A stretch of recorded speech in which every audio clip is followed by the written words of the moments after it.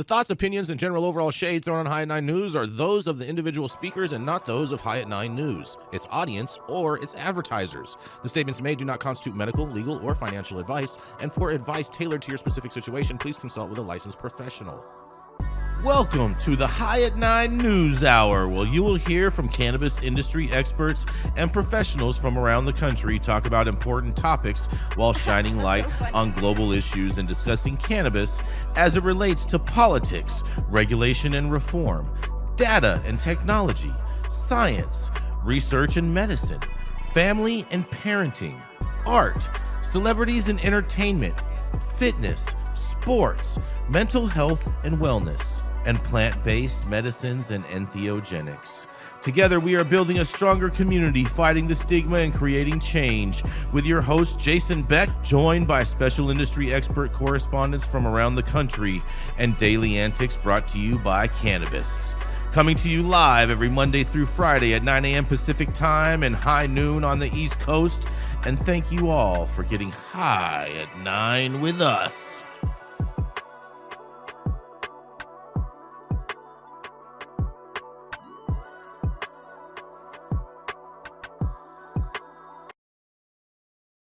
You guys are always on this. Always disrespectful to Austin. So disrespectful. Listen, they only call us Austin and fucking places like Viter, Texas, and fucking little shitholes like that. Interesting. Viter, huh? Well, when you fly to Austin, your bag tags say ATX, so I don't know why you get so upset with that. Oh, I understand that's an airport code, Dale. Okay, but people don't call San Francisco SFO. Actually, AUS is the airport code. Oh, see, look at that. See, it's not even ATX. See, Dale, look at that. Look at that. Look at that, you guys. Look at that. Look at that. It's not even ATX. It's AUS. You should just call it AUS. You guys are half-ass Aussies out there in Austin. You guys are half-ass Aussies out there. Well, nonetheless, good morning, you guys. It is Thursday, July 3rd. And today is National Fried Clam Day today, you guys. Hey. Ooh. Wasn't that a Diddy's freak off party? Oh, fried man, that's Dale. It very well could have been over there at Diddy's party. That's for sure. It's also National Chocolate Wafer Day. All the chocoholics out there. Yep. How do I get my own day? Because there is a day for everything. Which day is going to be mine? Do I get to choose, or do I just choose the day that has the least number of holidays? Well, I mean, there isn't one or 2 days that has only like 2 things, but today's not that day, Nate. But if you tune in every day to High at 9 News, you'll know what all of them are. I try, man. Yes. It's also National Eat Your Beans Day today, Dale. Yeah, I saw that. I heard that, Stone. I heard that, yes. But you think it was me? Yeah, it was you. I know it was you. That's your kind of Just because I'm in Texas, bro? Come on. It's your kind of humor, Stone. Musical fruit, right? Yeah, this one's for Jenny. I'm not sure where she's at, but this one's for Jenny. You ready for this one, you guys? National Compliment Your Mirror Day. Your mirror on the wall. Exactly. Oh man, that's priceless right there. Is this a narcissism thing, or is it actually like complimenting the construction of your mirror, like the well applied lamination between the silver layer and the glass layer, and the overall case of the installation? I mean, that was done pretty well, right? However you want to take it, Nate. However you want to take it. You know what I mean? However you want to compliment your mirror is your choice. You know, this is far too abstract of a holiday for me to participate in. You know, you can compliment what's in your mirror. You can compliment your frame of your mirror. You're just how clean, how well Windex works on your mirror. Any of those, it's all appropriate. Yes. And thank you all for joining us and getting high at 9 with us. It's also high noon on the East Coast. And please remember to like, share, and subscribe to us on all social media platforms. You can look up above and down below to see exactly where we live on the internet. And we are live every Monday through Friday on YouTube, Rumble, Twitch, X, Instagram, Facebook, Kick, as well as on our very own website at www.highat9news.com. So welcome to everyone joining us from any one of those platforms. And okay, so we're missing Jenny Beth currently, right? Am I correct on this, you guys? No Jenny yet? Looks like it. Okay. All right. Well, then I'm going to get forced to read Jenny's story for today, then, I guess, you guys. Oh, man. I was hoping that she was going to deliver this, but it's okay. All right. Whatever. Guilty plea from a Toledo police officer. Yep. Colorado University, Stone, your second favorite state. Let's go. Yep. The regents, they censure Wanda James over anti-marijuana campaign imagery controversy. That's right, you guys. And the University of Colorado Board of Regents has voted to censure Regent Wanda James following a spat over imagery used in anti-marijuana campaign. James called out the university in December when the Colorado University Anschutz Medical Campus used images of a dark-skinned black man and baby experiencing the negative effects of marijuana in an advertising campaign discouraging the use of the drug. The university revised the campaign after James raised her concerns, and still some region Democrats included believe James, the first black woman to own a dispensary in Colorado, used her influence to get the images removed so the campaign didn't hurt her business. A censure is a formal reprimand that can be handed down after an investigation to a regent the board believes has violated policy. In a 7-1 vote on Wednesday afternoon, the regents said that Wanda James violated the board's duty of care and duty of loyalty policies, Regent Policies 2.J.1 and 2.J.2. James had also been accused of conflict of interest, Policy 2A, but there was no mention of it in Wednesday's vote. Wanda James abstained from the vote, and one Democrat, Nolbert Chavez, voted against the censure. She has been removed from the committee assignments and cannot represent the university as a regent at events. And in a quote, Denver's Micah Smith spoke to James and ahead of the vote, and James stood by her decisions. And in a quote, she says, "Their allegations come back to the fact that somehow or another speaking out against the university or speaking out against this program somehow violated a fiduciary responsibility that I have to the university," she said. "However, I will say that my fiduciary responsibility to this university is to ensure that we do not put out racist and harmful images that are harmful." Well. I'm not sure if I'm going to buy that is a racist image or not, and just putting out, you know what I'm saying, a person of color in that. I haven't seen the ad, so I can't say exactly on that, but I don't necessarily think that she should be censured for this, for speaking her opinion either. But I can't wait to hear what you guys have to say about this. I think it's just poor taste. She had every right to stand up, and you know, whatever the case, it was poor taste. They of all the colors in the rainbow, they could have gone a different direction, but they didn't. And shame on them for reprimanding her for it. I mean, but they're trying to say that she did it to protect her business, and that to me doesn't make a lot of sense either. That whole argument. That's a stretch. Well, because she is a woman of color. I mean, yeah, exactly. That's I feel like it doesn't make sense from so many different angles. Yeah, it sounds an awful lot like somebody telling on themselves, right? Yeah, exactly. It sounds like mirror imagery. Exactly, Nate. Sounds like a lot of. Well, I wish we were in a post-racial world, but we're not. Mm-hmm. And there are some reminders of some things we've done in the past that we should not be proud of on our resume. Mm-hmm. Okay? It's like showing Mexicans, and blacks as the proponents for cannabis, when I think by the numbers, more white people smoke it than anything else, even historically.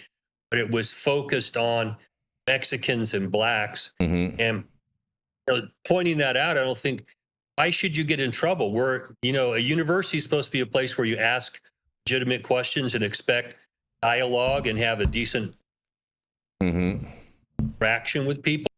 And to point out, I was raised in an era where we were raised to be afraid of black people and sexualize black women and stuff like that. I just hope we can get way beyond that and recognize that, maybe better imagery. I don't know. Inside academia, there are so many little pissing matches that go on.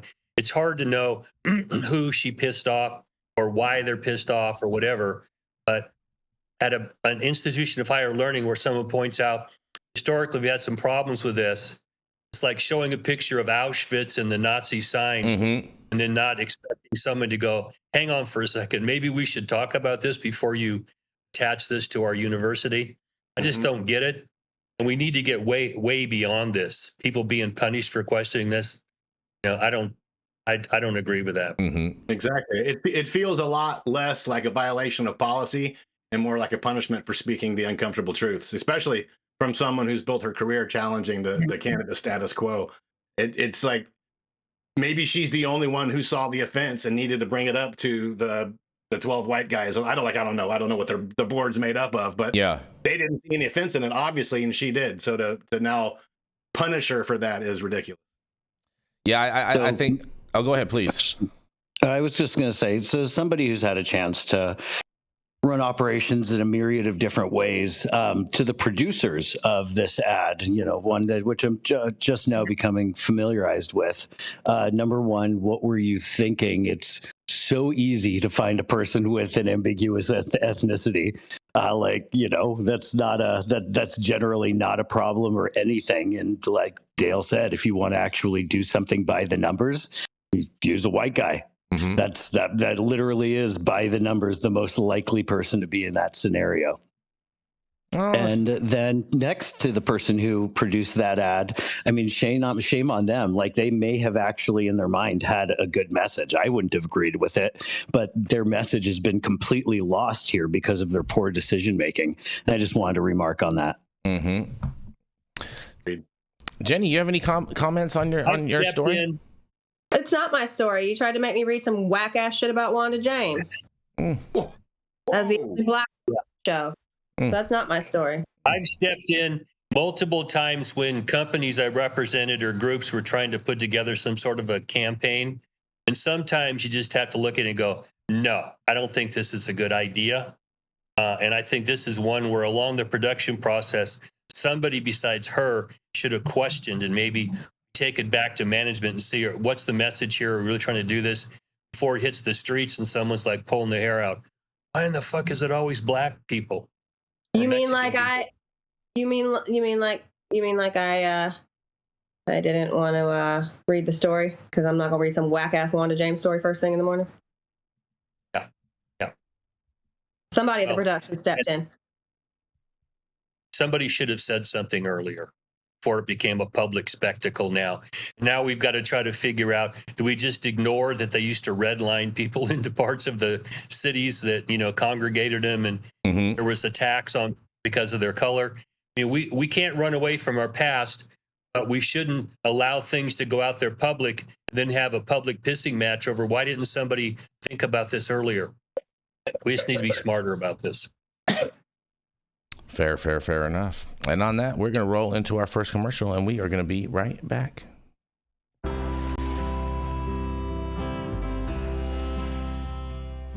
Oh, man, your knees still bothering you, man? Yeah, my left one, But I'll tell you what, I've been using this new CBD cream, and it works like a miracle. CBDs? I done heard about them CBDs.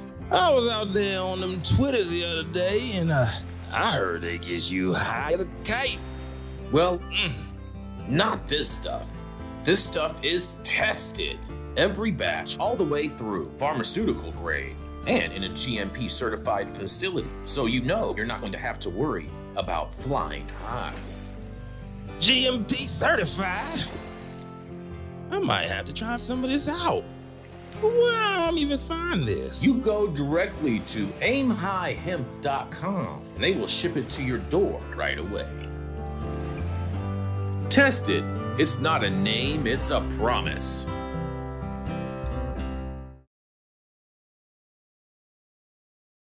Thank you guys. We are back, Nate. Oh, and coming up next, we have the High at 9 head honcho, the red liner in the red state, Jason Beck. Red liner in a red state. Man, that'd be so awesome if California was a red state. That would make me so happy. I would be literally doing cartwheels. But man, that would be so awesome. It's a very weird response to that statement, but all right. That would be so awesome if California was a red state. That would be great. Yeah. And Arkansas tells stores to stop selling THC products or face penalties under a new ban. That's right. Arkansas ban on psychoactive THC products like Delta 8, though not officially enforced yet, is already hitting smoke and vape shops hard. That's right. Multiple smoke shops told KATV that they've lost a lot of business since receiving news of a pending ban and clearing their shelves of THC products. Some say that they've lost as much as 70% of their business. According to employees at Little Rock's 5-star smoke shop, their store, one's bringing in $800 to $1,000 a day, now has days where it struggles to make $100. David Lowe, an employee at the shop, says he's afraid about his job security. Says, yeah, it's like $100, $80, $50 a day sometimes, Lowe said. It's like real slow. And it's costing the store its customers, who are disappointed to find that there aren't any THC products when they walk, and then they walk out and walk in without buying anything at all.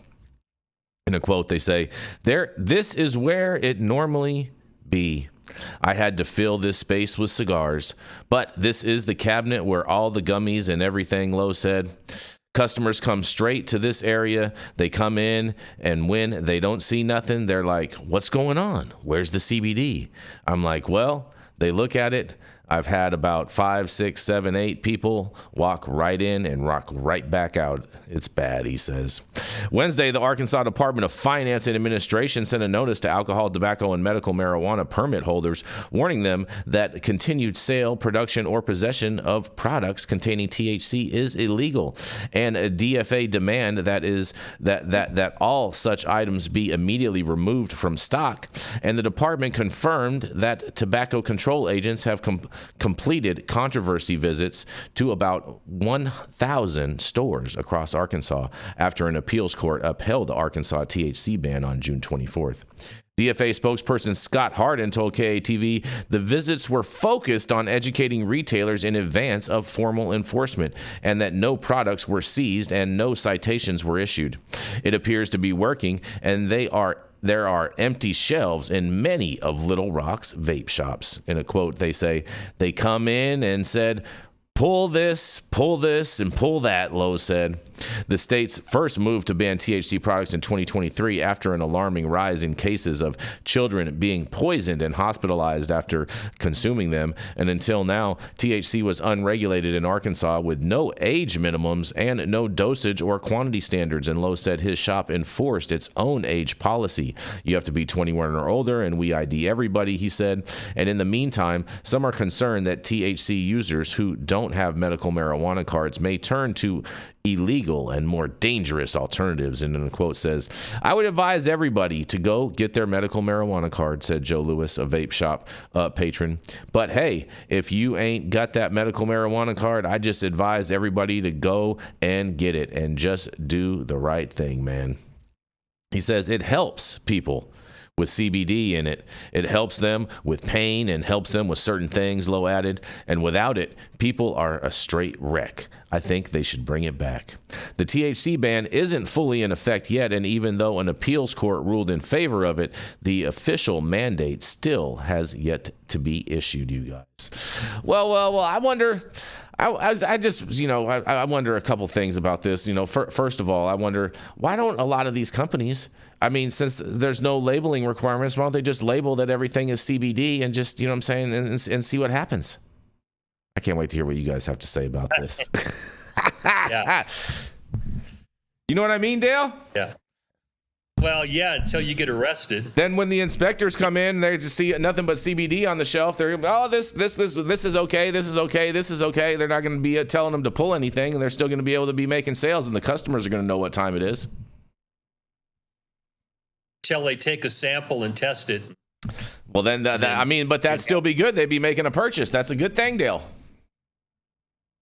Yeah, is it worth going to jail for? Yeah, but you're going to have enough time before they're going to be able to come back and arrest you. It's not like they're going to get a test and you know what I'm saying, it's like instant. That takes a few days. And they can talk to that. You're still going to jail. Might make a couple bucks in the meantime, but lawyers are expensive, dude. The lawyers are expensive, Dale. That is true. I think this is just such ridiculousness that these people are forced to take these products off their shelf is so crazy. There are some workarounds out there too, just to throw that out there. And it's not like ubiquitous. It's not that every product you get to, repackage or do anything. But for instance, I'm just going off the top of my head right here, but a 5-gram gummy, which is about average weight, to stay below 0.3%, you're still allowed like 15 milligrams in that. Now, I might be slightly off, but that's about there. I mean, that's stronger than you're allowed in California and some other places, like per serving, and that's to stay below 0.3%. There are topicals where, again, it's the same idea. The carrier itself is dense enough, and it can have substantial THC in it as a product and still even be arguably therapeutically beneficial. And you're still able to stay within those guidelines. Then you're offered a whole myriad of different cannabinoid, ratios and regimens there. I would say, at least from a creative standpoint, I hope those business owners are listening, but you're not out of options altogether. I mean, yeah, smokables, but let's be real. It's the fact that when we think of cannabis, we think of smokables is in part to the lack of maturity so far in this industry. Like this is an opportunity to maybe showcase other kinds of products. Just saying. Maybe even easier said than done, but still legal. Why not? I think you basically just said the same thing that I was saying, but in a much more politically correct way there, Nate. Yeah. You may still need a lawyer at some point, though. You may still need a lawyer, yeah, but you also may not, Dale. You may be able to make enough money in the meantime to pay for a lawyer. You can stay below the 0.3%. Yeah. Too. You can technically make it hemp. Exactly. 100% make it hemp. I think that's the goal overall. Why not? I mean, it's a pivot, but I think you still have a case even then because they're banning anything that they're basically saying that 0.3%. They're taking out ambiguity there. It's not just Delta 9 THC, which if you go to Farm Bill, at least the online page, it's, not the best written document last time I checked it. And on the same page, it defines how to read THC, both defining it as a reading of Delta 9 and on the same page, defining it as a reading of total THC, which is it's defined here in California as well as numerous other places, is, as you know, a combination of THCA, which just turns into Delta 9 the moment it's ignited, as well as Delta 9. And so those chemicals and that consideration, that's what people have tried to steer around. It's below the 0.3%. It's just THCA. Well, that doesn't work anymore, which means we revert back to the original spirit of Farm Bill, which is, if it's below 0.3%. And as a testing lab, I absolutely saw products that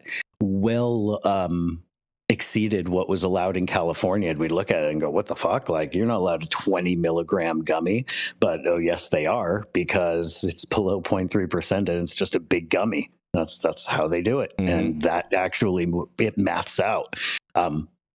So again, less of a solution when it comes down to stuff like vapes and others like that, but still notable. What do you think, Stone? No, just more fucking, not about keeping people safe, but more about politicians trying to reverse engineer prohibition after the barn door is already open. A lot like what we're seeing here in Texas in some ways, leads patients, consumers, and shop owners in a legal gray zone where the rules changed overnight. So I don't, more of the same stuff. More of the same. You have any thoughts on this, Jenny Beth? No. Succinct. The point. I really get offended when they keep calling it poison. Yeah, I'm feeling you, Dale. No cannabinoids are poison.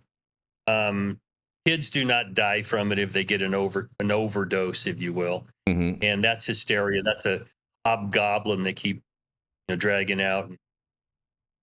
It needs to stop. Your kids have, drink some alcohol. You don't run to the emergency room. Go, oh, my kid got a shot of liquor or something like that. Yeah, he's drunk. Oh, you don't do that. We just need to teach the population, first of all, keep the shit away from your kids unless you're intending to use it with your kid. And then, make sure they're breathing and put them to bed. You don't need to run the emergency room for that. Yeah. Get him a pizza. Get him a pizza. Oh, it's a pizza party all of a sudden. There needs to be a lot more education, obviously, because if these parents are still freaking out, thinking, "Oh my God, my kid ingested the devil's lettuce; he's going to die." Is ridiculous. And then we'd see those emergency room admissions go way down, and it's lack of education in that part. Mm-hmm. All right. Fair enough. And on that, we're going to keep this train rolling. We're going to roll right into attorney at law, Mr. Dale Schafer. Dale has been an attorney since the Reagan administration. He has represented physicians, hospitals, insurance companies, cops, corrections officers, and for the last 25 years, he has specialized in cannabis law. He served a 5-year federal prison sentence for helping medical marijuana patients and managed to save his law license. He's blunt. He doesn't smoke them because they're ratchet and nasty, but he's honest and he's unconcerned with your opinion, public opinion, and everyone's opinion for that matter. And he will show you how he can defy gravity by pissing up a rope. That's right. It is none other your favorite T.O. Loco, and you can find him at his own law office at the law office of none other than Dale Schafer. Good morning. It's your favorite T.O. Loco. Once again, the biggest full of shiticus on the show. My story comes out of Marijuana Moment. Kyle Yeager from yesterday, and the headline is 8 in 10 marijuana consumers use it as a substitute for prescription drugs. New survey finds. Now, to be fair, this was like less than 500 people, 480, something like that people. They were pretty clear, 80 to 20, that, they're setting aside some, if not all, their prescription drugs. This article also points out that wherever cannabis has been legalized medically or recreationally, the death rate goes down. Mm-hmm. And it's directly attributable people having access to, say, pain medications, not opioid based. People still, go out and get their hands on fentanyl laced, Vicodin, things like that. There's a demonstrably lower rate of death per 100,000 people. Now, when I read this, it reminded me back to 1999 when Molly and I started doing recommendations. Some of the questions we asked people were, about what are you using it for? Are you decreasing the use of any prescription drugs? The answer was a universal yes. We're using it for pain, for anxiety, to help us sleep. All those things, if you go to an allopathic physician, they'll write your prescription for. People were substituting cannabis for that. And we had follow-up questionnaires a year later, and we had then more documentation. I was also the counsel for the Society of Cannabis Clinicians back in the early 2000s. When we got together with meeting, we found the same thing. And it was anecdotal. We were trying to get it to be researched, but it was pretty clear that when people have access to cannabis, they'll use it over opioids in large numbers for pain, over benzos for anxiety, over some traditional sleep medications, which are also benzos too. But those drugs, they carry the potential for death, but they're also very habit forming. Okay? Cannabis is much less habit forming. And it's nice to now see 25 years later, some of the things we were saying are now in numbers. Now, can we get the medical establishment to pay attention? Because what this says to the alcohol and pharmaceutical industry is, holy shit, these guys are our competition. And these are well-funded industries that have lobbyists everywhere, and they do not want to lose their business. And right now, there's a push to keep pharmaceuticals and alcohol out of cannabis. How long we can hold them off, I don't know. At some point, they're going to incorporate this into some of their business models, because the future clearly is cannabis. Young generation right now is using cannabis over alcohol to a substantial extent. That's a threat to the alcohol industry.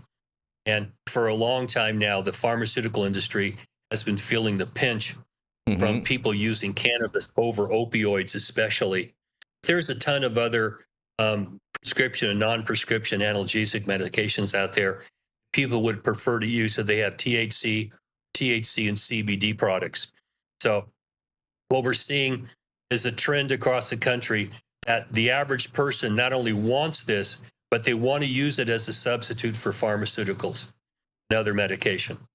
And I don't think this bodes well for pharmaceutical industry or the alcohol industry, but we're still up to our eyeballs in a battle here.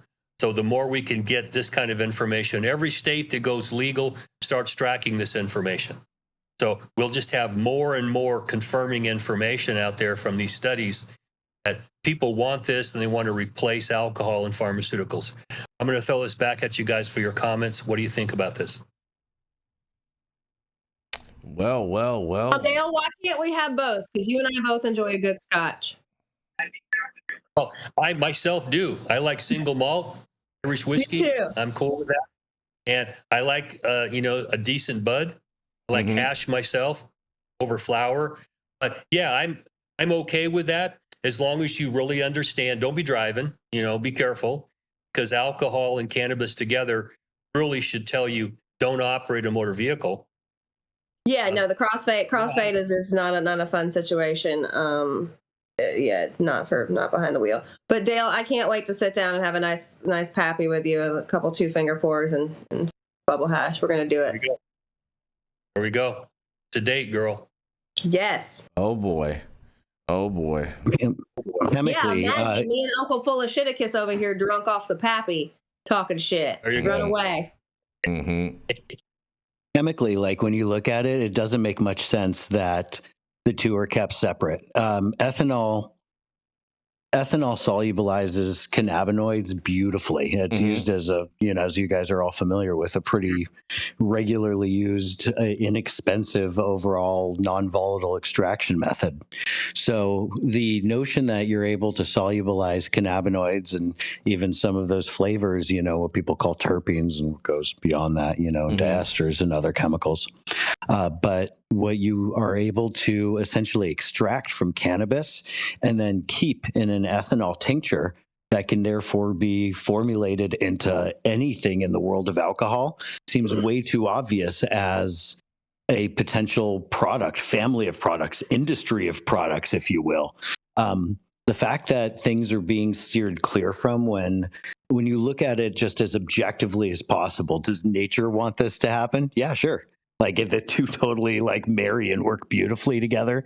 I've absolutely taken cannabis shots in my life, and although they're typically not a decarboxylated medium, it's not the worst experience in the world either. So it's able to be utilized in so many different ways. It's able to be therefore solubilized in pretty much any kind of a drink or cocktail that you can imagine. We've even seen steps into this before with terpene infused beers and stuff like that, if you guys have run into that. Yes. So from just a science standpoint, science wants it to happen. The two are very compatible, alcohol and cannabis. So obviously I'm not the only one that picked up on it. So to me, it's a little bewildering that you would make an effort to keep these two things that so clearly work chemically so well together that you'd work to keep them separate. Interesting. I mean, so much money to be made. Yeah, so much money. I agree with you, and I will say this to a lot of people that do want to crossfade that aren't experienced with cannabis. You definitely want to be very, very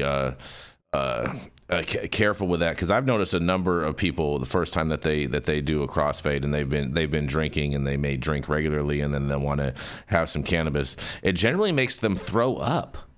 Yeah, that's what I was about to get to that. It doesn't generally make you throw up. If you feel like throwing up today, go crossfade real quick. Just kick that out real quick. I don't even care if you smoke a lot and you don't drink that much, or you drink a lot and you don't smoke that much. If you're trying to make some puke soup, yes, that's how you do it, friends. So I mean, listen, a little bit will do you of anything. Responsible consumption as adults is fine. Don't be a jackass. This is not college. You're not at a frat party. If you are at a frat party, cool. Then just, try to make it to the bathroom. But you're going to throw up, guys. I've never experienced that personally, but I hear that happens to some. So I'll Oh, I've seen it happen a number of times. I absolutely sympathize. I do like the idea of moderation.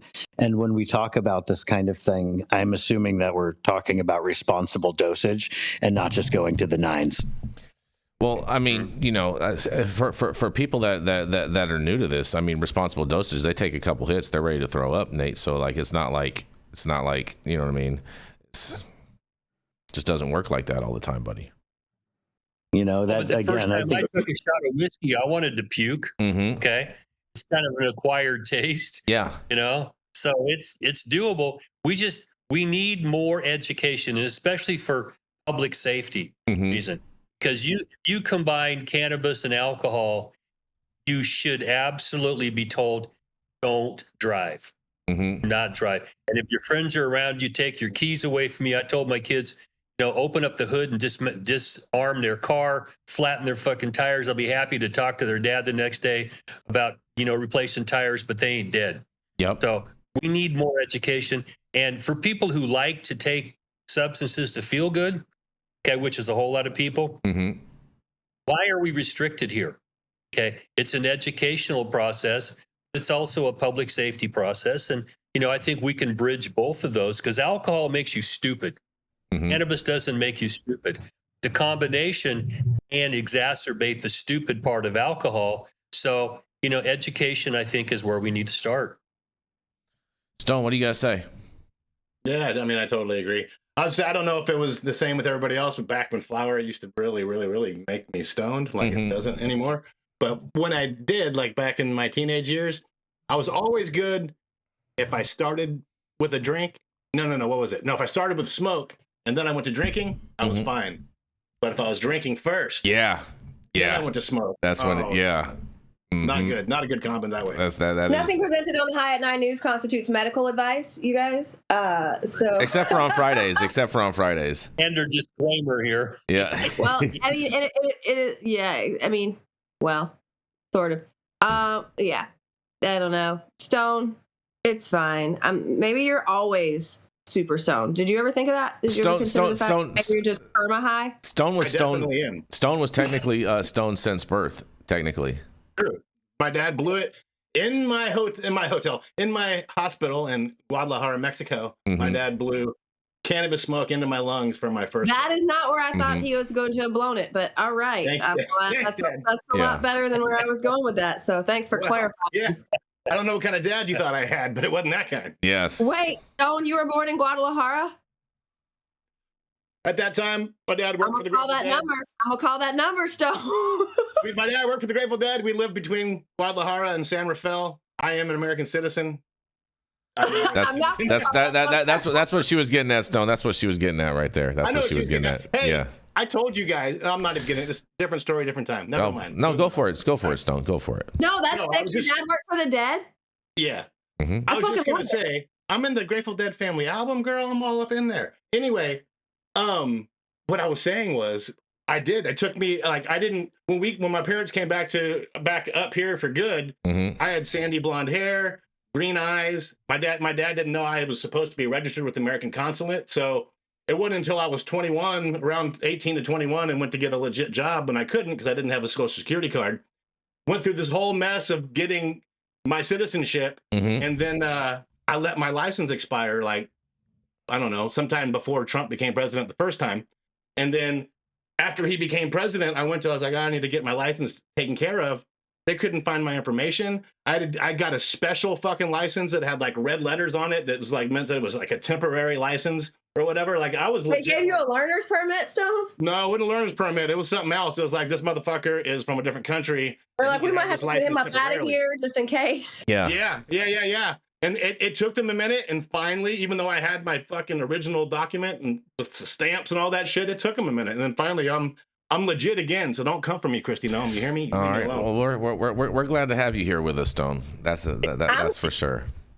Damn, fuck yeah. And on that, we're gonna roll into our next commercial, and we are gonna be right back.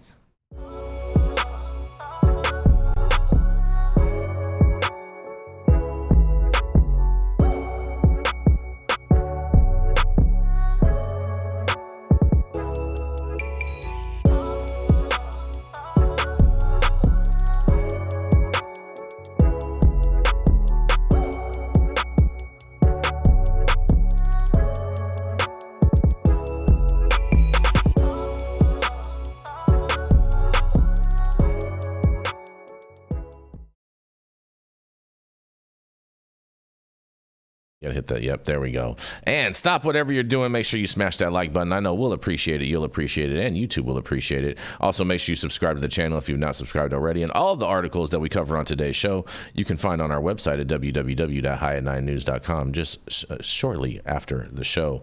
And make sure that you celebrate the 4th of July the right way. And you go down and check out all of our sponsors in the description of this video, and make sure that you use that link and order yourself a case of liberal tears to celebrate your holiday 4th of July with.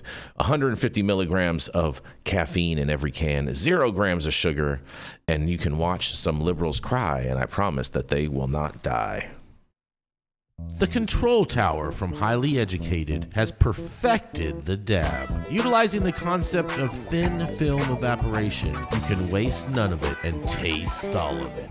The micro texture of the SE pillar increases nucleation at elevated temperatures. And with the tower propelling at 2,600 RPMs, it's certainly the most efficient dab experience to date. The Control Tower from Highly Educated.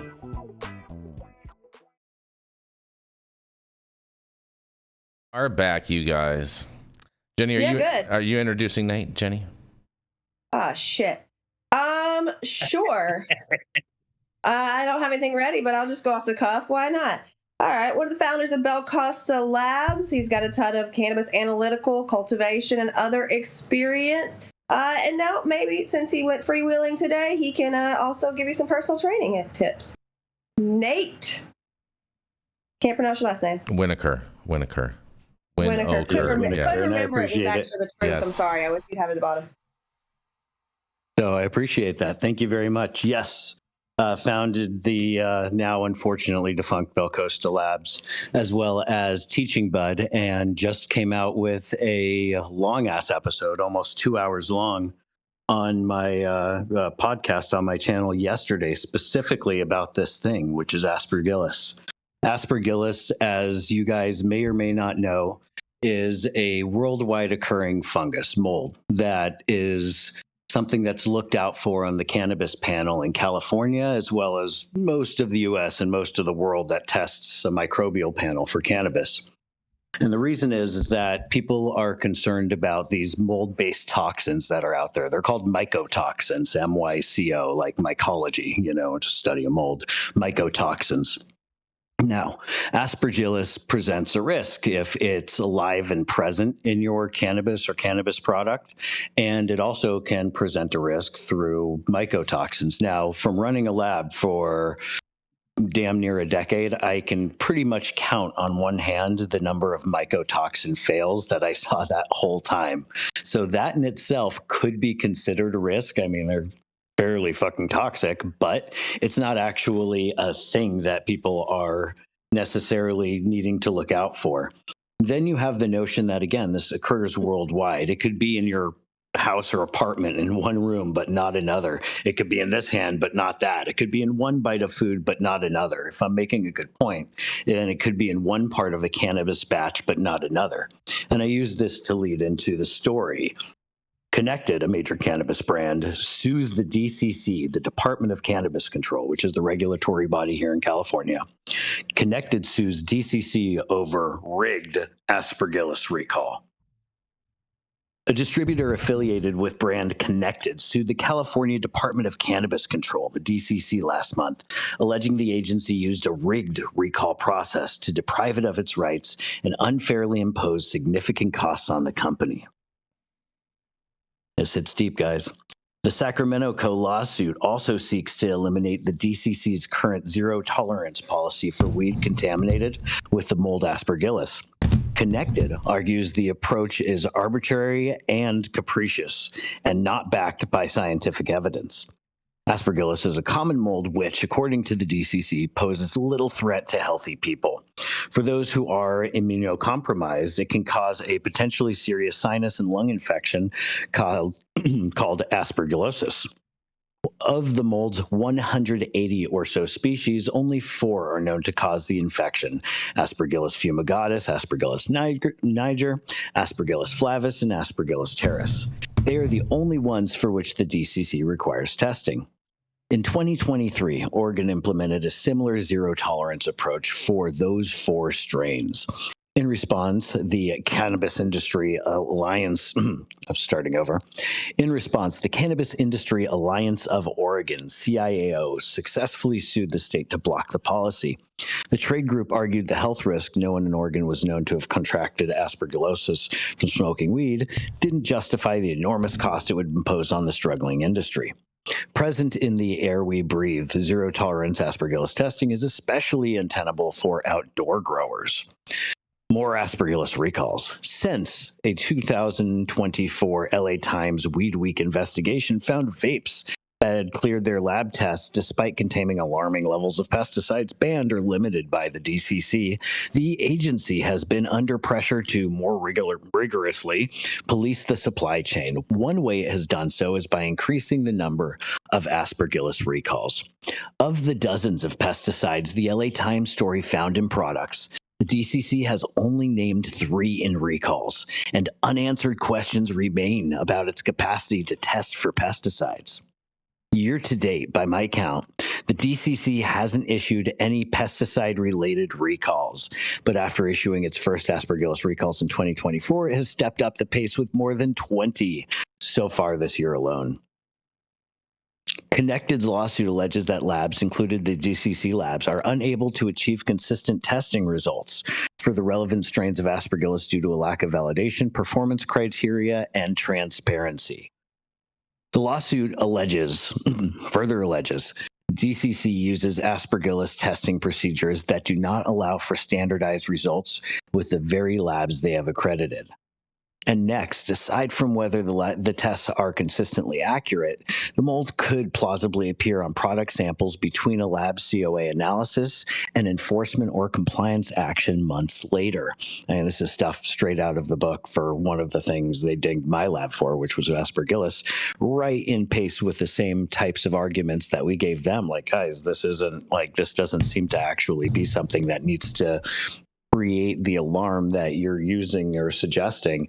These are well-known principles that surround this. That's deep, so keep that in mind as we finish this off. The DCC's new vigor in aspergillus testing doesn't just have consequences for the brands. Last week, Weed Week reported on the DCC shuttering Bell Costa Labs after finding aspergillus in a handful of samples, which Bell Costa had cleared months earlier. The judge said she was troubled over whether DCC had afforded Bell Costa due process and compared it to a star chamber. The judge's concerns focused on the timeline of the lab suspension and license renewal, not the level of health risk or technical questions about mold biology and analytical chemistry. They only make the issue more complex.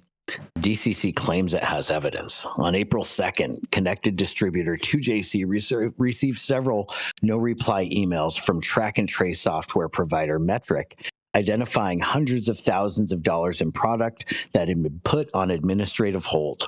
It could no longer be sold or moved. The recall applied to SKUs from Connected and sister brand Alien Labs, known for their premium flower and smoke and promises, a new, more budget-friendly option launched in collaboration with a streetwear company.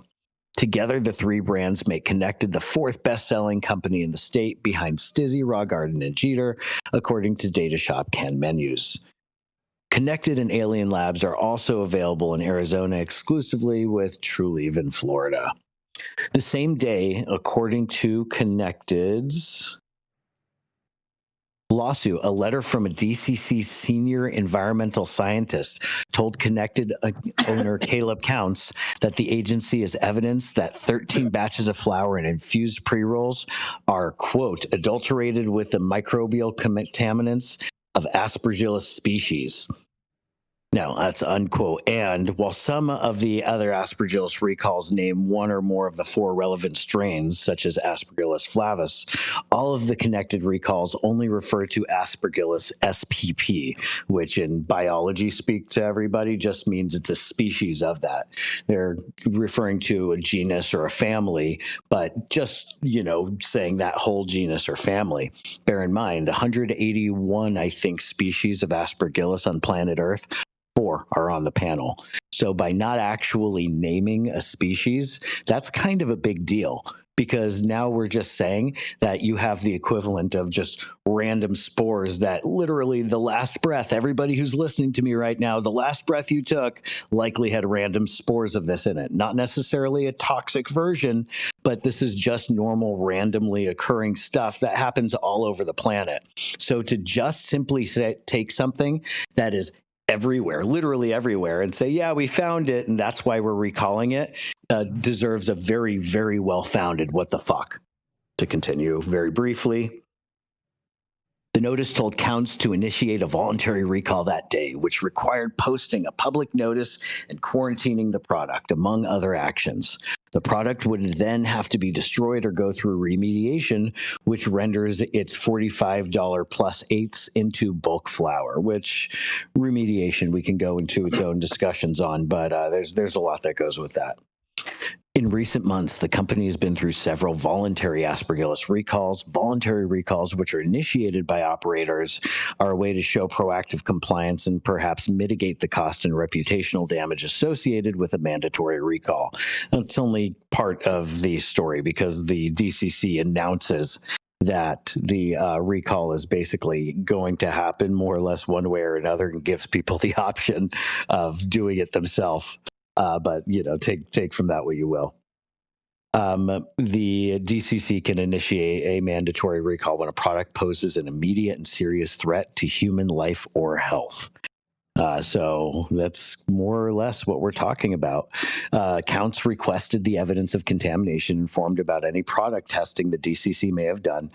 Product had tested its state-mandated testing, he added. The DCC scientist responded 2 days later. The COAs and other evidence connected requested are part of an active investigation and therefore exempt from disclosure. The company had until the end of the day to initiate the voluntary recall, the letter said. Again, this cuts deep. Connected outside counsel, OC-based Jeff Augustini wrote back with another request for the evidence, as he later claimed in the complaint the company had to voluntarily recall the product solely because the DCC said so, with no right to review relevant information. He also took issue with the DCC's claim that the withheld evidence was part of an active investigation. It would be premature to demand a recall if the investigation was still underway, he argued. The DCC cannot have it both ways. It does go on for another little bit right there. Let me know if you have any questions on the article, but I think those are the key points that we can take away. And of course, the full article will be, I think, available for viewing. Correct, Jason? Mm-hmm. Yep. Most definitely. What do you guys think? This is obviously, I can say a lot about this from a personal objective. You guys probably have at least heard my side comments if you stuck through that whole kind of shift into what's happening. People are, I think, sort of realizing how much bullshit is infused into this process. Mm-hmm. Maybe I'm just hearing what I want to hear. What do you guys think? This sounds like a whole bunch. Go ahead, Dale, please. This is a huge due process problem, Nate, as they found out with Bell Costa, that you take action. Once you take action, and you need to justify your action. And these administrative law proceedings just don't have the mandatory discovery, and they don't have the power to issue restraining orders. That's why you're run to the court. Mm-hmm. But it just seems like they're playing hide the ball here a little too much. Something is an immediate threat. Tell us what it is. Prove that you've got the goods, that this is an immediate threat, and then let the process play out. But unless you have that, I mean, as Nate said, aspergillus is ubiquitous. It is everywhere. We're not testing. If you go into a produce department in your grocery store and start doing aspergillus testing there, what do you think we're going to find? Because the shit's everywhere. And he says you breathe it in. It's ubiquitous. Mm-hmm. So to say something is a danger without putting up the goods, as an attorney, it's like, nah, we need to go talk to a real judge here and ask them to issue a restraining order so they won't have to you destroy this. But the system does not have a good answer for what Nate just laid out. Didn't have a good answer for Bell Costa. Doesn't have a good answer for this. If you're going to test something, make sure it is something that the public does not need to be consuming. Otherwise, Why are you doing all this? If it's not going to be harmful to people, why are you issuing these recalls? Because these recalls are financially devastating to people involved. This is a big deal. And if it's not something that's an immediate threat, and maybe just put a hold on it. A recall is a whole bigger problem. Put a hold on it until we do some further testing, maybe. But pony up what you've got. If this is a threat, and give us the tests you did to show that somehow this is a threat to human life. Otherwise, knock this shit off. Yeah. We're not doing it to any other industry out there. I agree with you, Stone. I think with Dale, I think it's a whole bunch of BS, and I'm really glad that Connected did file this lawsuit, because I feel that someone needs to fire back at the state, because the state is just like acting like the honey badger, the way that they took your guys' license, Nate, with Will Bel Costa, the way that they treat all these other cannabis companies just like they're just like the ugly stepchild. It seems as though, and I hope they're ultimately successful, and we for the people on this one. Well, there's something else that recently came out about these vape carts out there for vaping nicotine. Yep.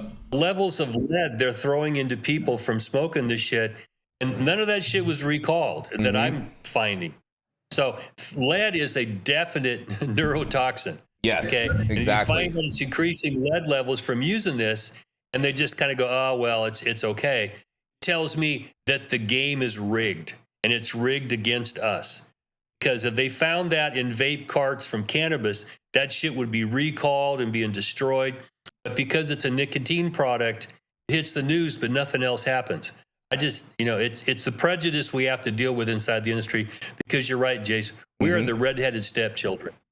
You want to hear something kind of funny, which is just such a big fuck you to those nicotine smokers, is back at the beginning of 2019 in California is when California, one could argue, one of the larger or more influencing markets for cannabis, at least at that time, we instituted a heavy metal testing.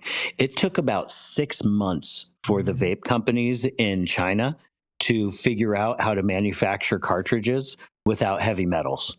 They did it so fast, and I shouldn't say without heavy metals, specifically lead, and to reduce lead from insane amounts, like no, this would never fly, to virtually invisible amounts. It is not very difficult for processes to be modified when the need to be able to sell products is instituted. It's not very difficult. It's just such a big middle finger to nicotine smokers who inhale these products, who take them on, where just to save fractions of a fraction of a penny for each unit that gets sold, how much these people are getting poisoned, allowably. It's insane when you see the difference between regulation doing its job and a lack of regulation, and how things just can run rampant. Exactly. Stone, you have any thoughts on this? One of the reasons Bobby Kennedy's got the ear of a lot of people, because our food supply is contaminated to an extent that people really don't want to look very closely what they're forcing people to eat in this country. Not only heavy metals, but other contaminants, solvents, things like that. They're not testing for that shit in the general food supply. And you can bet aspergillus is everywhere out there. So we're just being treated in a disparate manner, and it just tells us we don't have the clout in these legislatures and in Congress that the alcohol industry does or the pharmaceutical industry does. We just don't have it. Well, throwing something in there, because I just did a little research just for my own knowledge, and aspergillus is kind of like one of those things like neem oil, right? For a perfectly healthy, stable adult consumer, it's fine. For someone with a weakened immune system or predisposition to asthma or lung disorders, who probably shouldn't be smoking anyway, it can pose some health dangers, right? So like when we're looking at a patient-focused industry, yes, maybe we do have to be a little more careful than strawberries, because we are producing a product that is supposed to be helping somebody with their health, right? So you think of the least common denominator, and those are the people who need our plant medicine the most, right?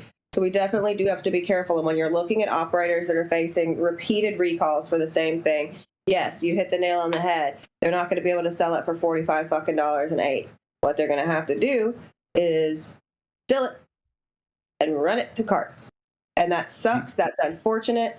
Having to mitigate things like that sucks. It absolutely does. But I think we still have to remember why we started this and why we've pushed this industry as far as we have.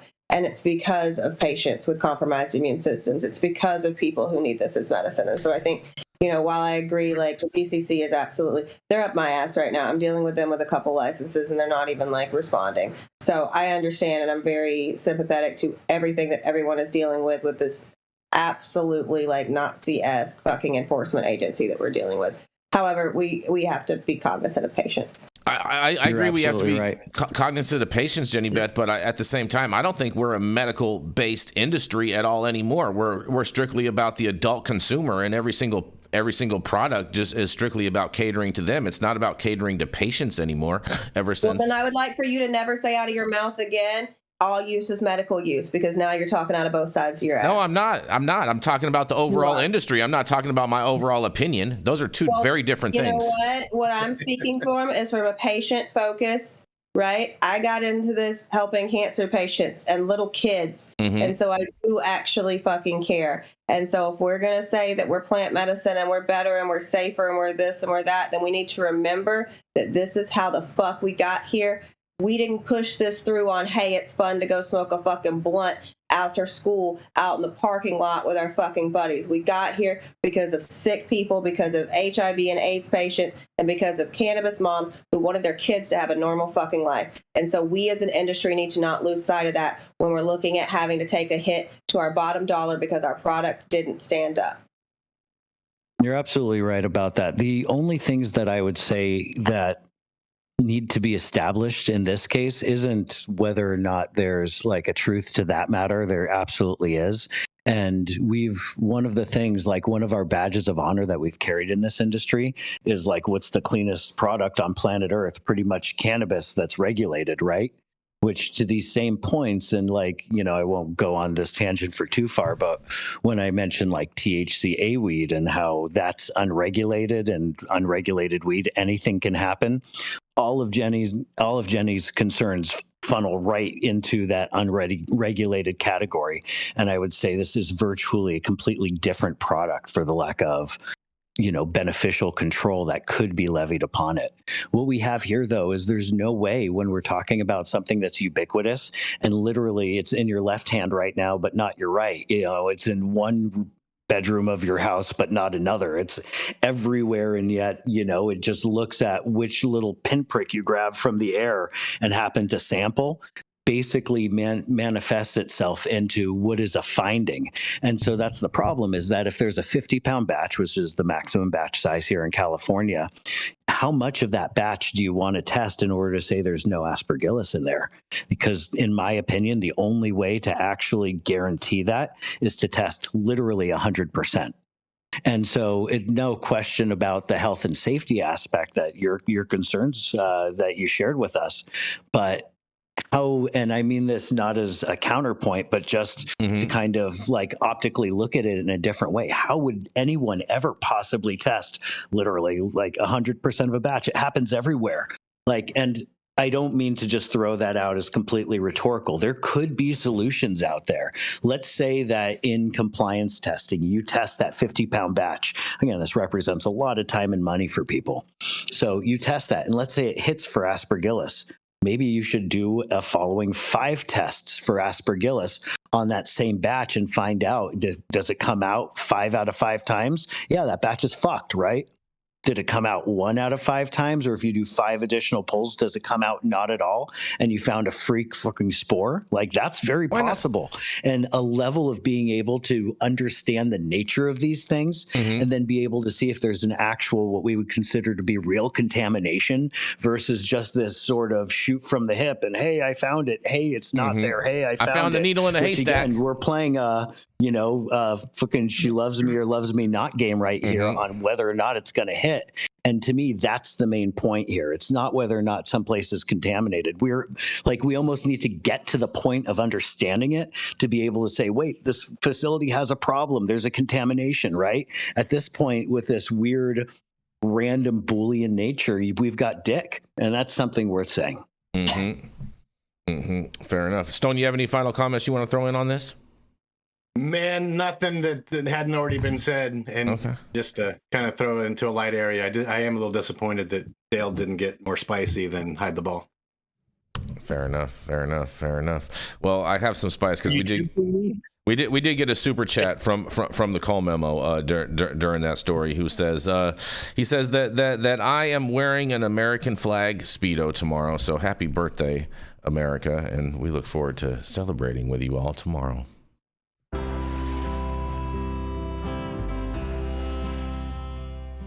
Oh man, your knees still bothering you, man? Yeah, I left one, you know? And I'll tell you what, I've been using this new CBD cream, and it works like a miracle. CBDs? I done heard about them CBDs. I was out there on them Twitters the other day, and I heard they get you high as a kite. Well, not this stuff. This stuff is tested. Every batch, all the way through, pharmaceutical grade, and in a GMP certified facility. So you know you're not going to have to worry about flying high. GMP certified? I might have to try some of this out. Where I'm even find this? You go directly to aimhighhemp.com and they will ship it to your door right away. Tested. It's not a name, it's a promise.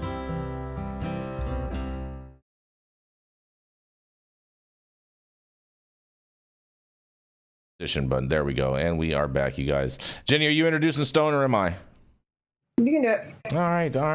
It is Mr. Stone Slade, the man down from the great city of Austin, Texas. That's right. Used to run with the Grateful Dead as a child, and thank goodness we don't have to worry about anything going on with him because he is now officially a U.S. citizen. That's right. It is none other than the man, Mr. Stone Slade.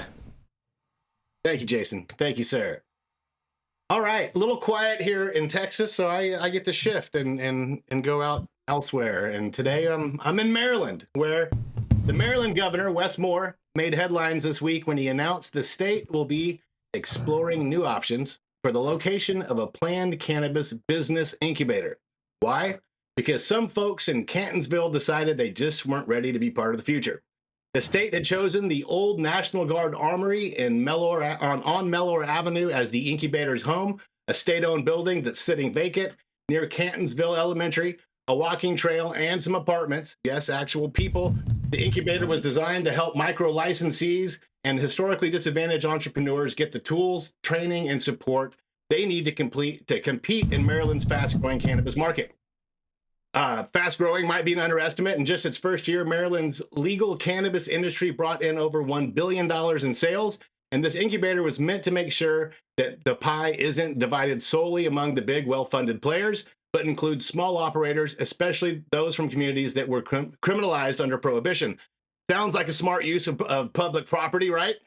But then it came the backlash. About 800 residents signed a petition against the site. Some said it was too close to the elementary school. Others didn't want it near apartments or their neighborhood.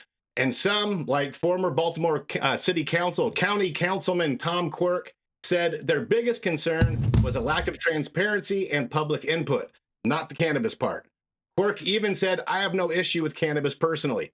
Still, the opposition was loud enough for Governor Moore that Governor Moore backed off. He announced that the state would start over, instructing agencies to find new locations that's not near homes or schools, and promising a better community engagement process the next time around. It's a very diplomatic move, but also a bit of a missed opportunity. Let's not forget, this wasn't a dispensary or a cultivation site. This was a business incubator, essentially a training and support center to help small operators get a foothold on a billion-dollar industry. The kind of place that gives people tools to succeed, not THC to consume. And the people being left behind now are the same ones who spent decades being arrested for the thing that's now making millions for the state. And it's not just a zoning issue, it's an equity issue. Governor Moore is right. Maryland is trying to build the most equitable cannabis market in the country, but equity doesn't work if every time you try to give folks a leg up, another community says, sure, just not here. So now the state has to start over. maybe the next neighborhood will be more engaged or at least more open to being part of the solution instead of just pushing the problem somewhere else. Because if we keep saying yes to social equity, but only from a distance, we're not really saying yes at all. I'm Stone Slade for the High 9 News. Wow, Stone. Yeah, bringing some heat today. NIMBY is everywhere. Right? It's everywhere. It's not even cannabis there. It's just a bit. It could be a business school in a strip mall, and who knows what's going on there. There's no signs. Oh, we're teaching you how to sell and grow weed here. It's unbelievable, and it's something that I've certainly faced around California. This CEQA in California, our Environmental Quality Act, gives everybody and his brother a veto over every project you got. Yep, and it's just unbelievable. It's got to change, and it's not the only place here. I mean, people just think we're criminals. We let criminals in our neighborhood, next to our school. Yet I can remember distinctly being in a grocery store with my grandchildren, buying them Easter shit, and right behind us was the liquor aisle. And it's like nobody seems to give two shits about that, which is a bigger problem. But oh my God, it's weed. We can't. What about it's too close to a school? Yeah, well, in junior high, they're selling this shit around the back of the school. So, like, when do we get to the reality here? What's going on in our country? And have these do-gooders trying to protect us from some we don't want to be protected from? Get the fuck out of the way. Yeah, that's the weird thing is that literally there's no product there of any kind. It's not one of those things. So like, I think it had to be a big lack of getting out there and educating the community where it was going, that this was not going to be a product touching business. This is purely a business center. Yeah, I mean, did they go as far as to say like what other types of options that they're open to exploring? Because it sounds like they just have like a one track mind of like, we want to do everything we can to prohibit anything in our community around this. That's what it sounds like to me. Yeah. It's demonized some places, and from that perspective, I'm slightly torn. If parts of the community just simply tell you that they're going to be biased and intolerant on you, in some ways, I'd say, listen, right? I think we made a point like this within the last week or two. I heard Jenny Beth basically saying it, where at the end of the day, if the community, like if you get the state license, but you failed to get the approval of essentially the city, the community, you're fucked. Like there's just no two ways about that. And in this way, I mean, maybe I'm oversimplifying it a little bit, but in a big way, the community's telling them we don't want you here. And you should listen to that. That creates issues with the business. On the other hand, like I said, I'm torn. People just need to be educated. This isn't something worth fearing. Not if you're touching cannabis, and without just makes it extra fucking silly. But that's pretty much the long to the short of it. Is of course this would improve with better education, and I can't wait to see that. In fact, anybody and everybody who has better solutions in terms of educating the general public and outracing the bad information that's out there, I'm open to any and all suggestions, right? That's the magic. So we're looking for, I think, sanity in this whole thing. Sanity suggests two things, one, that it's up to us to educate those who would look at this and demonize it, while there's so many worse things going on in this world that people ought to be paying attention to. And then for two, listen to your community. If your community doesn't want you there, why the fuck are you fighting that? And maybe I'm minimizing certain people's struggles, and I apologize for that. But what the fuck are you fighting for if your community doesn't want you there? Listen to them. Yeah. Find a place that does want you, where you can be successful.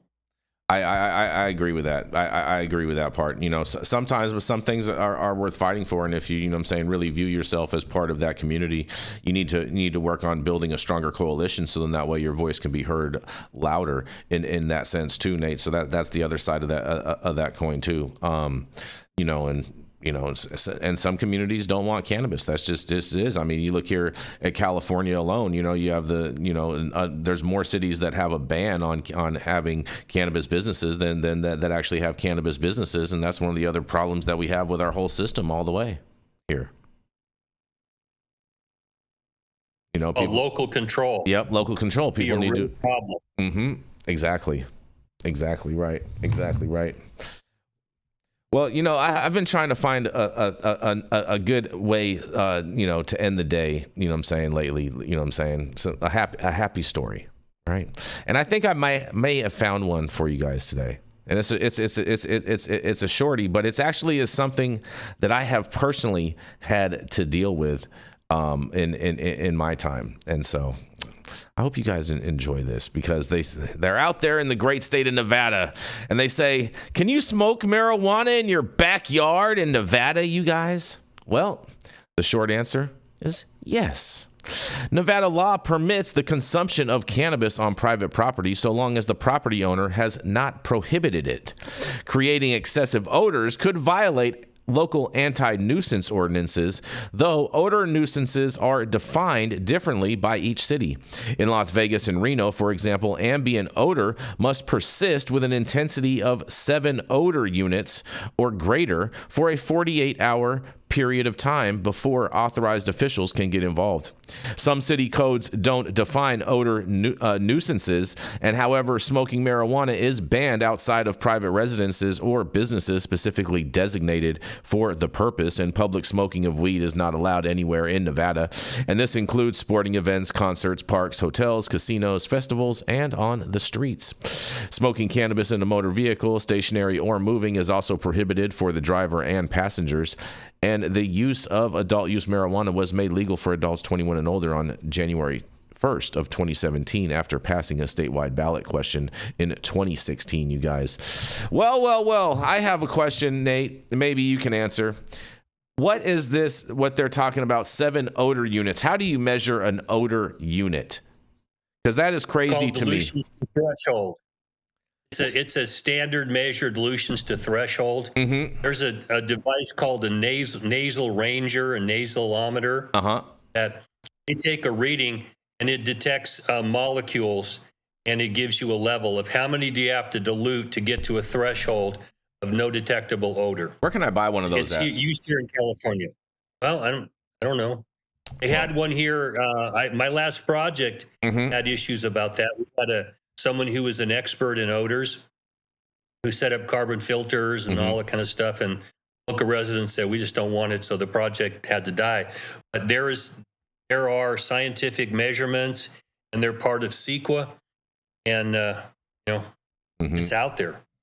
You know, I had this problem with a place that I was living in at one time, and one of my neighbors was claiming that I was causing a nuisance. He called the cops on me a few times, and you know, I've dealt with this over the years. And you're supposed to be able to smoke in your home or whatnot, on your patio, whatnot. He would always call the cops on me, always, all the time, and claim this odor nuisance. And I still have some of these letters to the day, but these letters are some of the funniest things I have ever read, when he just goes on and on and on. And I'm willing to say that, you know, like, to me, some people's cooking, to me, I think is a odor nuisance, you know, personally. But, you know, but I don't get to complain about that. Oh yeah, I don't know anything else other than, you know, like unchecked body odor that's legal. That you know, could you prefer that over cannabis, is based on law. Yeah. So that's a well put. The reason why, and I think odor analysts require a level of training too, in terms of detection of odors and being able to zero in on them in ways that we're less familiar with, because it's not based on what, say, in the world of cannabis, you're used to and seeing a definitive level of analytics and what you would expect. This doesn't work the same way. Odor units are an interesting concept. I've never actually studied what that means, but to what Dale mentioned, that it's specific to the analysis in terms of what people have the ability to detect and then say, because in general, you're not able to create a good odor analysis based on an instrument alone. That's why we haven't really seen, you know, there's a breathalyzer out there, but that's why we haven't seen a weedalizer ever, is because if you study it, you know, more slightly over a handful of times, you start to see vast inconsistencies in the technology, which means You need a human element there to say, yeah, I'm identifying the same thing over the course of this. Yep. So it's an interesting kind of notion. A good chunk of the article that you read, the first half almost, I almost feel like that's a repeat of, a thing that's happened over and over and over again, right? Yeah. Since legalization happened almost 30 years ago, right? Yeah. That's what it sounded like right from the get-go, where, hey, I don't, like this guy smoking on his property. Mm-hmm. And somebody said, hey, you just said the key phrase, his property. So, there's nothing you can do. Mm-hmm. It's good to hear. And I agree on the good news tip. And thank you for that after all these years and after all this bad news, that there are certain things that still prevail, that still add to precedent, that still, fulfill my expectations that what we've gotten into and how we understand cannabis on, private property, at least, is supposed to work. Yeah. It still does work that way. Good. That is some good news. Well, that nasal ranger doesn't tell you what molecule you're smelling. I know and you could we dove in. It could be Delta 8. Is what's called the thiol, where you have sulfur in, and when you have terpenes with a thiol in them, with the sulfur, they call a thiol. It stinks like a skunk. That's what people complain about. The rest of these molecules don't have the same odor, but a nasal ranger doesn't discriminate. You just go, we got a level of molecules here above 7 DTs, and so therefore we're going to make you do something else to clean it up. And it really is not closely attached to the science of it. It was one of my complaints. But trying to talk to someone who's a scientific moron that might have got elected to a city council or a board of supervisors, it's like, it's pissing up a rope. You're not going nowhere with that person. They don't even tell them something about why a skunk smells because there's sulfur in that molecule. They don't want to hear it. If it fails this test, we're done.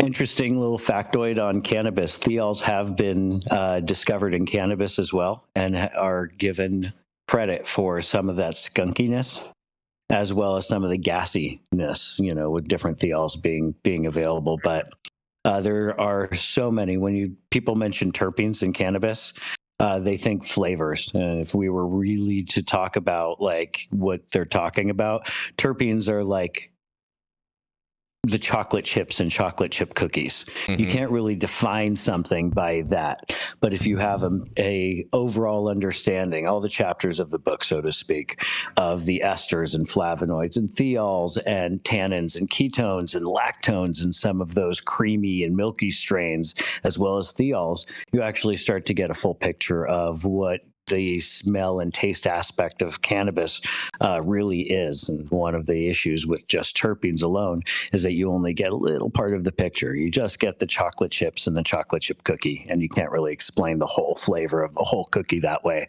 as an example. So, thank you, Dale. That's a big aspect of it, too. And the thiols are, I can't wait to see those chemicals studied to a greater degree in cannabis, but it sounds like we might be giving aid to this technology too. So anyhow, Stone. It works the same for Delta 8, Stone. You have to take your word for that, buddy. You must be hanging out with that Steve guy too much. Oh, you're funny, bro. You're funny. Delta 8 powwows. I see you out there, Steve, smoking that Delta 8. Well, that is pretty funny, guys. Pretty funny. Where did it go? That's so weird. Well, thank you all for joining us and getting high at 9 with us every Monday through Friday at 9 a.m. Pacific and high noon on the East Coast. Big shout out to our audience and supporters for tuning in daily and listening to the insanity that is the developing cannabis industry. Huge thank you to Aim High Hemp Distribution, Tested, and Catalyst for helping us keep the lights on over here. And thank you to our correspondents for being absolutely amazing. Thank you to Cannabis Sativa L for giving us a reason to do this every day. And thank you to Cloud Media partners Elias and Kai somewhere in the metaverse. And thank you all for tuning in and getting high at 9 with us. We are America's #1 daily cannabis news show.